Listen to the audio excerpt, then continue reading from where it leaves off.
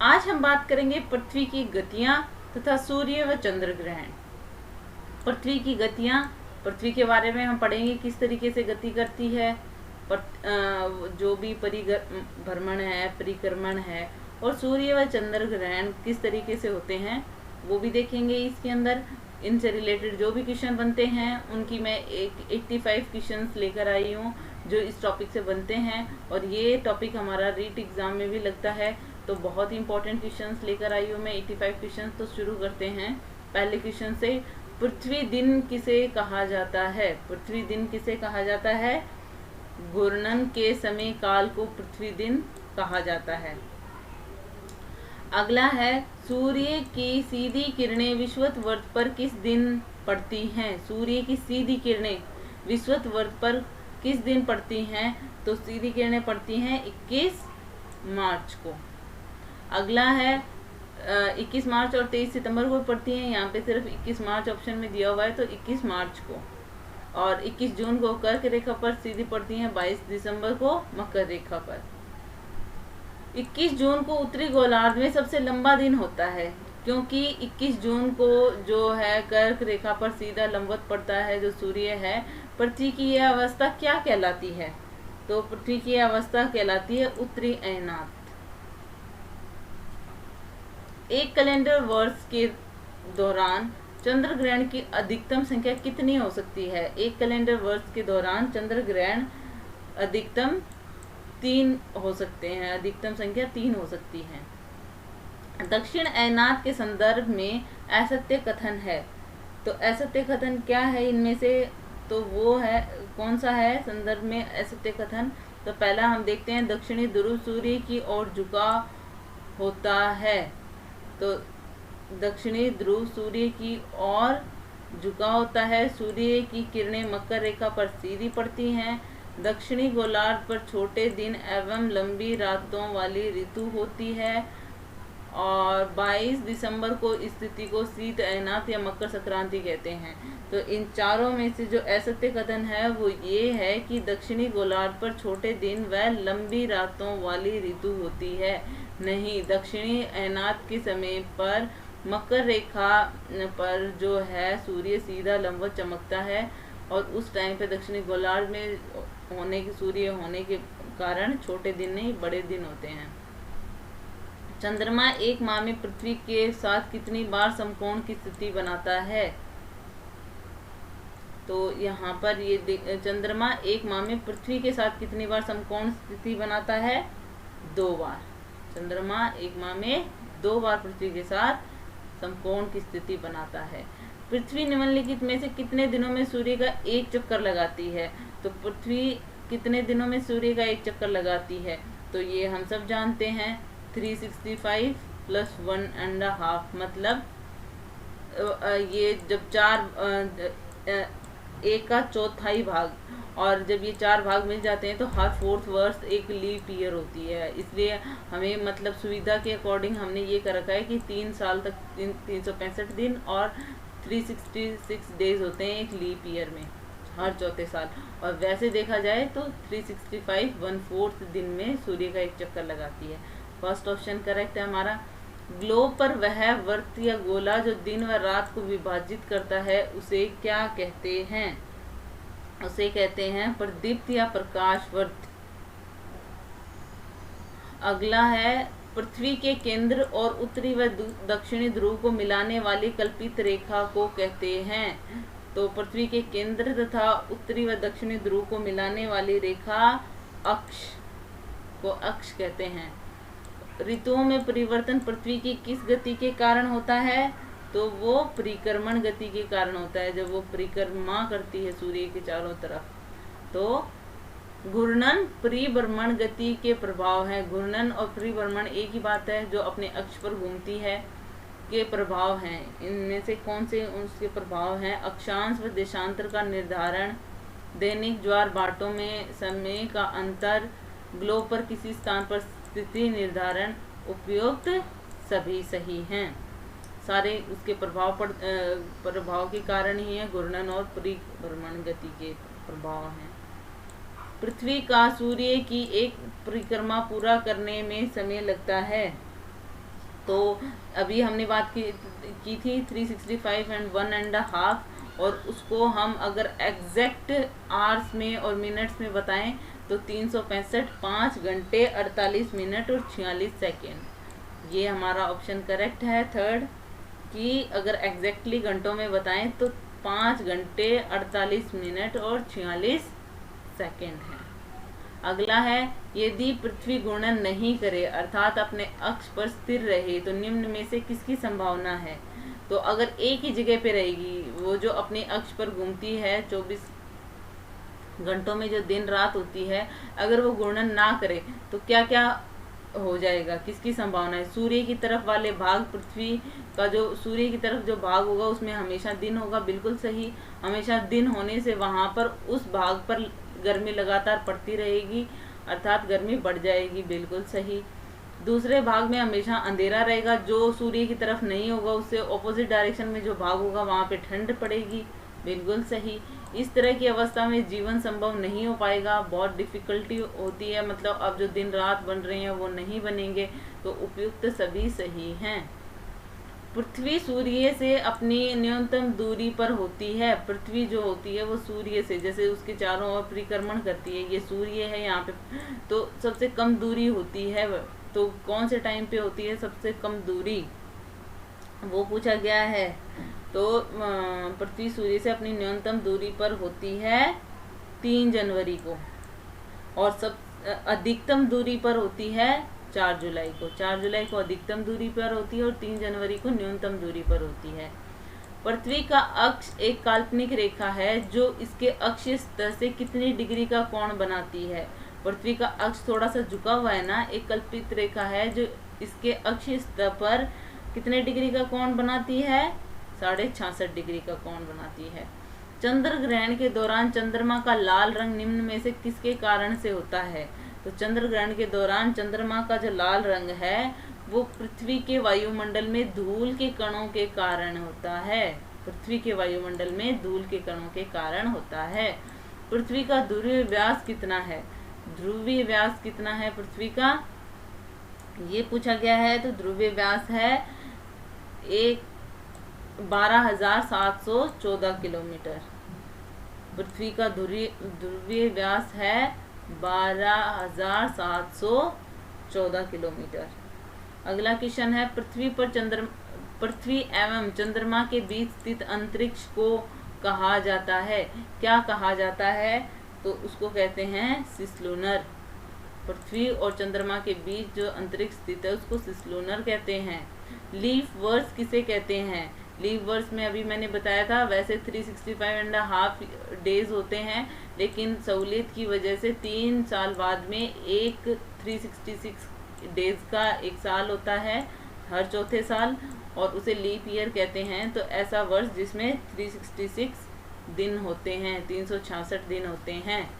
जब अर्धचंद्र होता है तो सूर्य, पृथ्वी और चंद्रमा के बीच का कोण होता है। तो क्या कोण होता है उस समय, 90 डिग्री का कोण होता है। पृथ्वी को अपने अक्ष पर एक चक्कर पूरा करने में कितना समय लगता है। पृथ्वी को अपने अक्ष पर एक चक्कर पूरा करने में लगभग 24 घंटे का एक दिन होता है, वो एक चक्कर पूरा करती है। और अगर एग्जैक्ट पूछा जाए तो 23 घंटे 56 मिनट और 4 सेकंड। सिसगी क्या है। सिसगी है जब सूर्य, पृथ्वी और चंद्रमा का एक सिद्ध में होना। जब एक सिद्ध में होते हैं ये तीनों तो उसको सिसगी कहते हैं। पृथ्वी पर दिन और रात बराबर होते हैं, कब होते हैं इसको, पृथ्वी पर दिन व रात कब बराबर होते हैं, 21 मार्च और 23 सितंबर को। 21 मार्च और 23 सितंबर को जब जो सूर्य है वो विषुवत रेखा पर लंबवत होता है। पृथ्वी का आकार कैसा है। पृथ्वी का आकार कैसा है तो हम कह सकते हैं लद्वक्स या गोलाब कह सकते हैं, पृथ्व्याकार भी कह सकते हैं और बुआब भी कह सकते हैं। तो उपयुक्त सभी पृथ्वी के आकार ही हैं, ये सब किसी भी नाम से बता सकते हैं हम। पूर्ण सूर्य ग्रहण के समय, पूर्ण सूर्य ग्रहण के समय क्या होता है, कैसी स्थिति होती है। पृथ्वी, चंद्रमा और सूर्य एक सीध में 180 के कोण पर होते हैं। उस टाइम पर पूर्ण सूर्य ग्रहण होता है। पहला ऑप्शन हमारा करेक्ट है। अगला क्वेश्चन देखते हैं, डायमंड रिंग किस प्रकार के सूर्य ग्रहण में दिखाई देती है? तो वो डायमंड रिंग जो है वो पूर्ण सूर्य ग्रहण के समय ही दिखाई देती है। पृथ्वी का अपने अक्ष पर घूमना क्या कहलाता है? तो उसे हम कहते हैं घूर्णन या परिभ्रमण कहते हैं। ब्लड मून किसे कहते हैं? तो ब्लड मून किसे कहते हैं? यह एक गहरी लाल चमक के साथ पूर्ण चंद्र ग्रहण जब होता है, जब लाल रंग का हो जाता है पूर्ण चंद्र ग्रहण के समय पर, उसे ब्लड मून कहते हैं। फर्स्ट ऑप्शन करेक्ट है। परिक्रमण या वार्षिक गति के प्रभाव हैं। परिक्रमण जो परिक्रमा करता है सूर्य के चारों तरफ पृथ्वी, या फिर हम उसको कह सकते हैं वार्षिक गति, तो उसकी वजह से क्या क्या होता है? ऋतु परिवर्तन व ग्रहण बिल्कुल सही। दिन व रात की लंबाई में अंतर बिल्कुल सही। अयन वर्त और ध्रुव वर्तों का निर्धारण बिल्कुल सही। उपरोक्त सभी सही हैं, सारे इसके प्रभाव हैं। पृथ्वी दिन सौर दिवस कहा जाता है। पृथ्वी दिन या सौर दिवस किसे कहा जाता है? घूर्णन समय के काल को पृथ्वी दिन या सौर दिवस कहते हैं। पूर्ण सूर्य ग्रहण के दिन पृथ्वी पर समुद्र में क्या होता है? पूर्ण सूर्य ग्रहण के दिन पृथ्वी पर समुद्र में उच्च ज्वार आते हैं। सेकंड ऑप्शन करेक्ट है। विषुव जिसे इक्विनॉक्स कहते हैं होता है। कब होता है विषुव? दिन और रात जब बराबर होते हैं तब होता है। फोर्थ ऑप्शन करेक्ट है। पृथ्वी की परिधि कितनी है? तो पृथ्वी की परिधि जो है वो 40,075 किलोमीटर है। पृथ्वी की परिधि जो है वो 40,075 किलोमीटर है। प्रदीप्त वर्त किसे कहते हैं? प्रदीप्त वर्त होता है ग्लोब पर वह वर्त जो दिन व रात को विभाजित करता है, उसे प्रदीप्त वर्त कहते हैं। सूर्य ग्रहण के समय अंधकार की अवधि कितनी होती है? तो 2 मिनट होती है, औसत 2 मिनट। तो सेकंड ऑप्शन हमारा सही है।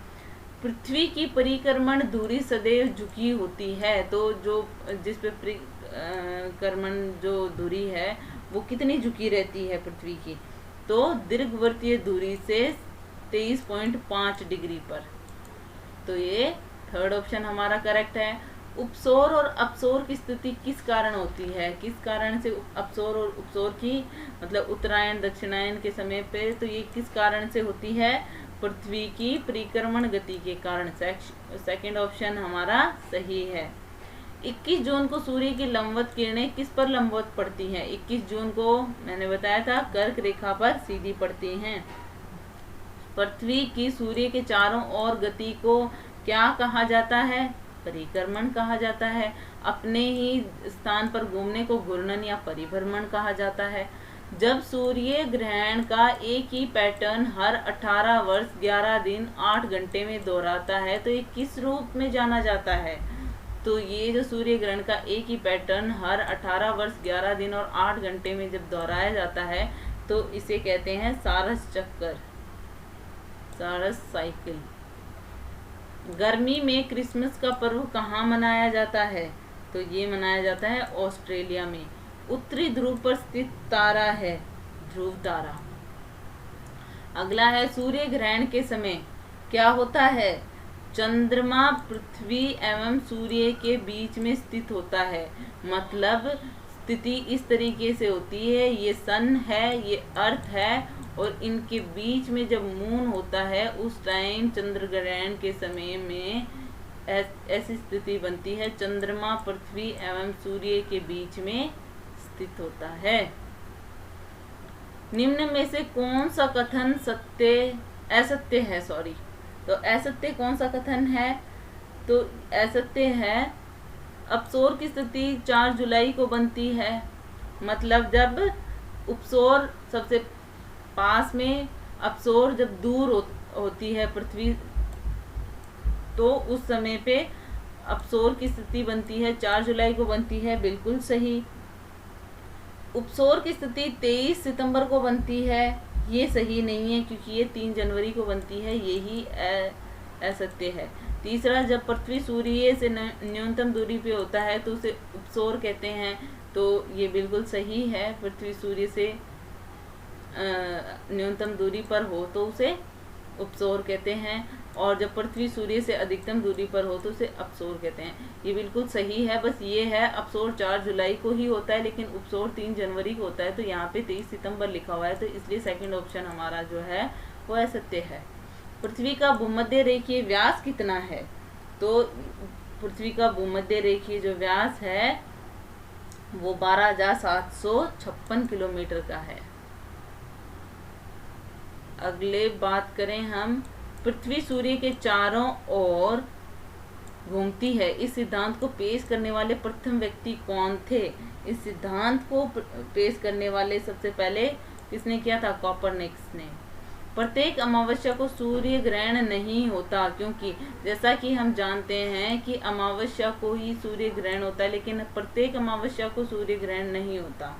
पूर्णिमा को चंद्र ग्रहण होता है, लेकिन हर अमावस्या को सूर्य ग्रहण नहीं होता। क्यों नहीं होता? क्योंकि चंद्रमा व पृथ्वी की परिक्रमण कक्षाओं में 5 डिग्री के अंतर के कारण। फर्स्ट ऑप्शन करेक्ट है। दक्षिणी ध्रुव पर स्थित तारा कौन सा है? क्रॉस तारा। उत्तरी ध्रुव पर ध्रुव तारा, दक्षिणी ध्रुव पर क्रॉस तारा। निम्न में से परिक्रमण गति का प्रभाव है, निम्न में से परिक्रमण गति का प्रभाव है अयन वर्तों का निर्धारण, ध्रुव वर्तों का निर्धारण, ऋतु परिवर्तन, उपरोक्त सभी सत्य हैं। फोर्थ ऑप्शन करेक्ट है हमारा। चंद्रमा की किस स्थिति में चंद्र ग्रहण होता है?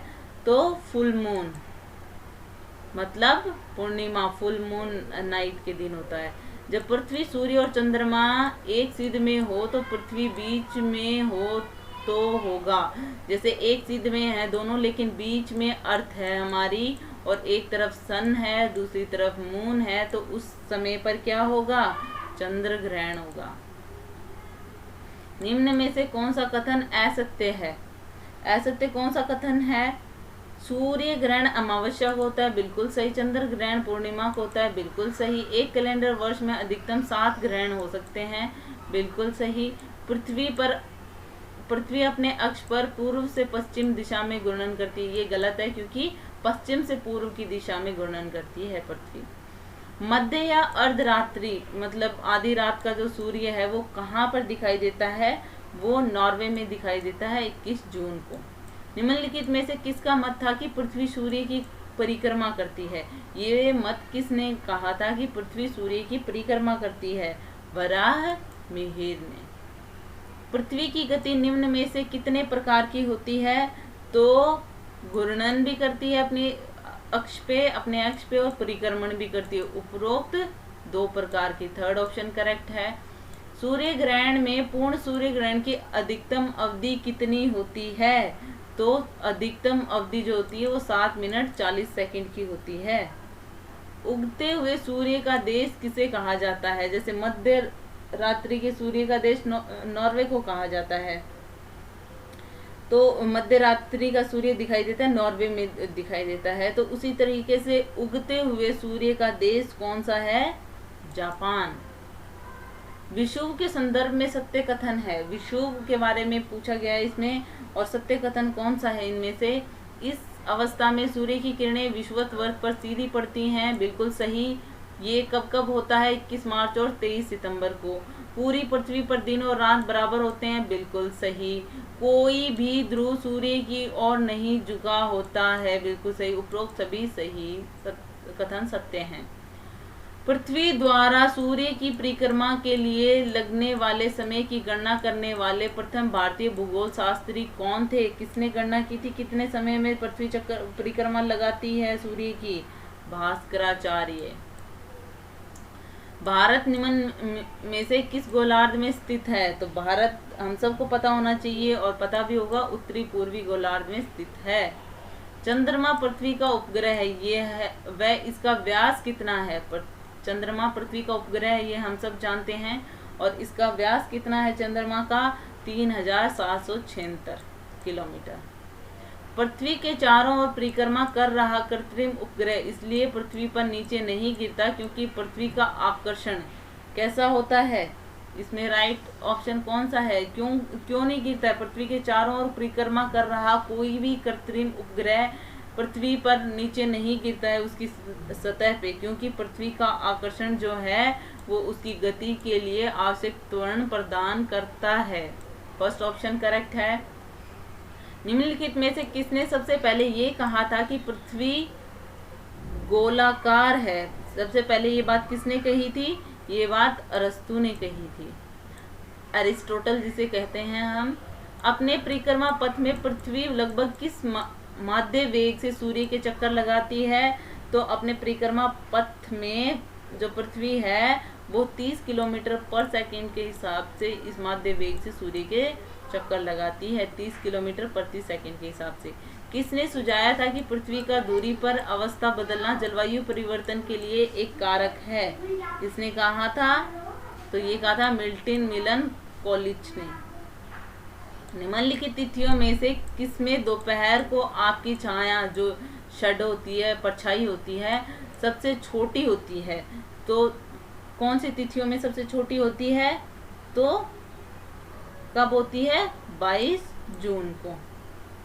मध्यरात्रि सूर्य का क्या अर्थ है? मध्यरात्रि सूर्य जो नॉर्वे में नजर आता है, इसका क्या अर्थ है?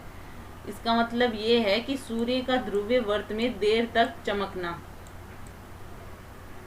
निम्नलिखित महाद्वीपों में कौन सा महाद्वीप पृथ्वी के उत्तरी, दक्षिण और पूर्व पश्चिमी गोलार्ध में स्थित है? तो महाद्वीपों में ये बताना है कि कौन सा महाद्वीप पृथ्वी के उत्तर दक्षिणी, मतलब जो पृथ्वी के उत्तर दक्षिणी उत्तरी, दक्षिणी और पूर्वी पश्चिमी गोलार्ध में स्थित है। तो कौन सा है? मतलब सब में पृथ्वी में तो जो सबको टच करता है, सब उत्तरी, दक्षिणी और पूर्वी पश्चिमी गोलार्ध में स्थित है, वो है अफ्रीका। सूर्य ग्रहण व चंद्र ग्रहण को मापा जाता है, किससे मापा जाता है? डेजोन स्केल्स के द्वारा मापा जाता है। थर्ड ऑप्शन इंपॉर्टेंट क्वेश्चन है। 21 जून को सूर्य कर्क रेखा पर लंबवत चमकता है, ये हम सब जानते हैं। इस स्थिति को क्या कहते हैं? इस स्थिति को ग्रीष्म ऐनात कहते हैं और कर्क संक्रांति भी बोलते हैं। 1 व 2 दोनों नामों से जाना जाता है।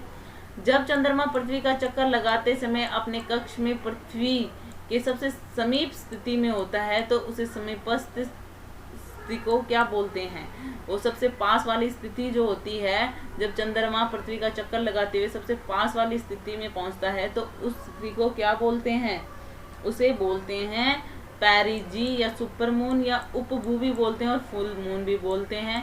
तो 1 व 2 दोनों, मतलब कि उपभू और अपभू आपने नाम सुना होगा, इसको पैरिजी भी बोलते हैं।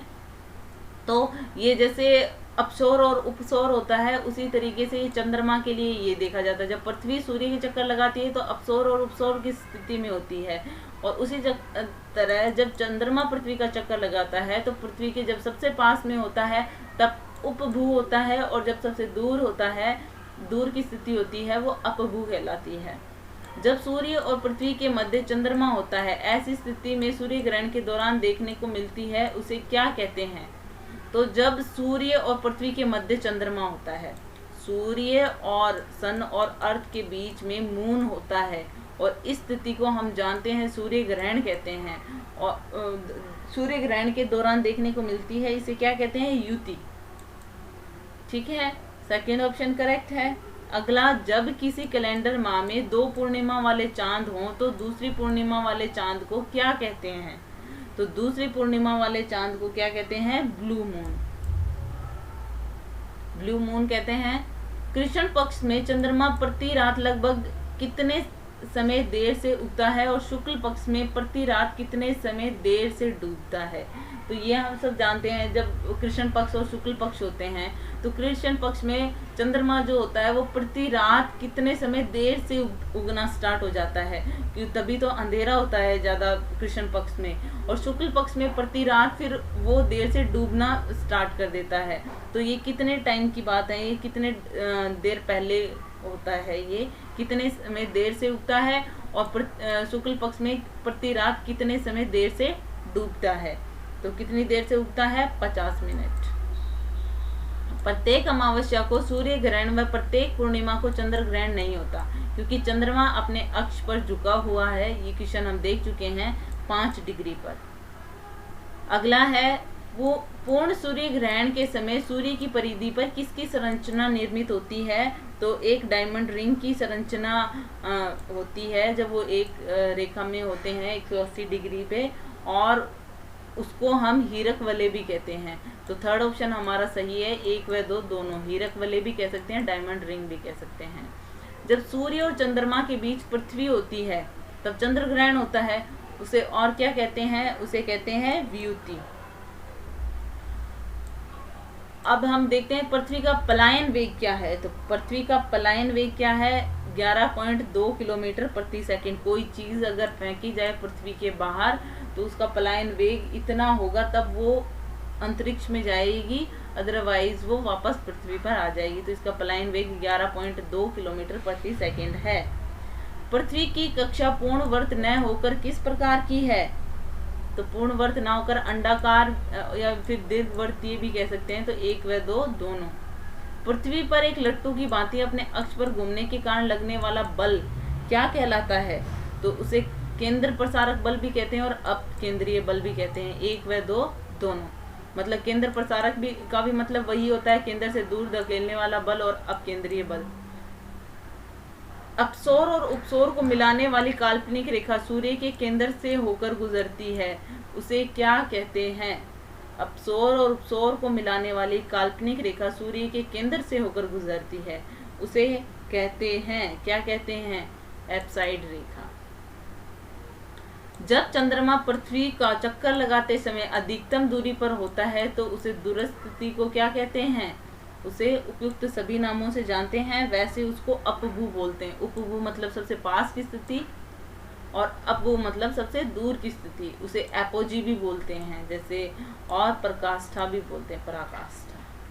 4 पूर्ण चंद्र ग्रहण के संयोजन को क्या कहते हैं? 4 पूर्ण चंद्र ग्रहण के संयोजन को ब्लड मून कहते हैं, या फिर टेट्रॉड भी कहते हैं। 1 व 2 दोनों।